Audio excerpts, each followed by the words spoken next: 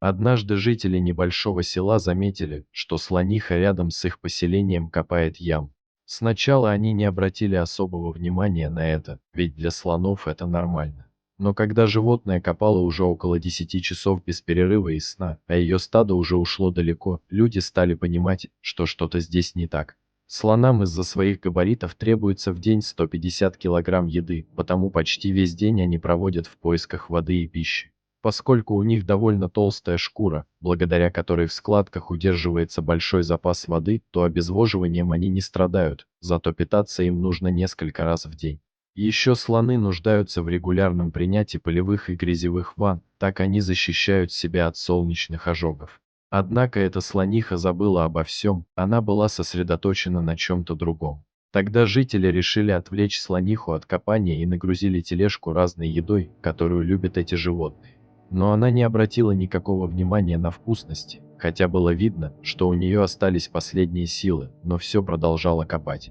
Людям ничего больше не оставалось делать, как ждать. У слонихи становилось все меньше и меньше сил, и она упала, но сразу же встала, словно боксер, готовый на все ради победы. Тогда она заметила еду и пошла в ее сторону. В этот момент люди смогли подойти к яме. Там они увидели слоненка, который упал в канал. Слониха все это время пыталась достать свое дитя, но только делала хуже, закидывая хоботом грязь в эту яму.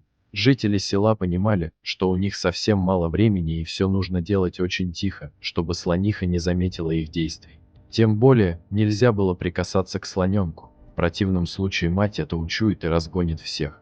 Люди решили, что для помощи матери необходимо убрать песок на краю ямы, который она накидала внутрь, когда копала хоботом.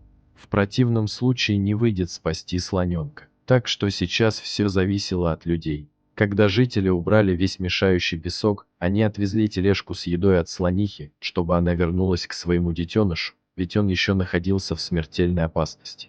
Люди ждали, затаив дыхание, чем же все закончится. Сможет ли мать спасти свое дитя? Спустя 11 часов слониха смогла обвить хоботом своего слоненка, который был измучен, напуганный весь в грязи. Она сделала несколько рывков, и слоненок был уже на поверхности. Жители были рады, что все получилось. А слониха наконец смогла расслабиться, ведь ее детеныш теперь был вне опасности. Немного позже люди наблюдали трогательную сцену, как слониха и ее малыш переплели свои хоботы и уходили из села. Эта история надолго запомнится всем жителям деревни Читра и, конечно, маме слонихи и ее малышу.